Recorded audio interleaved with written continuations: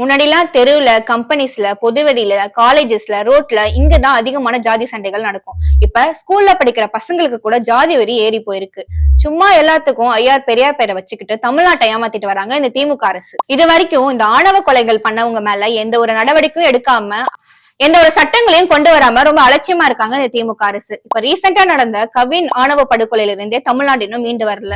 அதுக்குள்ள ஒரு 10th standard படிக்கிற ஒரு பையன் ஜாதி வெறி ஏறி போய் ஒரு பையனை அறிவாளால வெட்டி இருக்கான். அதுக்கெல்லாம் காரணம் யாரு?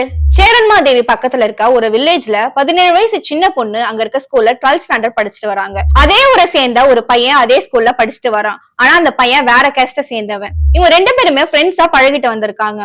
அந்த பொண்ணோட தம்பியும் அதே ஸ்கூல்ல 10th ஸ்டாண்டர்ட் படிக்கிறான். அவனுக்கு இந்த பையன் அவங்க அக்கா கூட பேசுறது பிடிக்கல. அதனால நீ அக்கா கூட எல்லாம் பேசாத, பழகாத அப்படின்னு சொல்லி மிரட்டி இருக்கான்.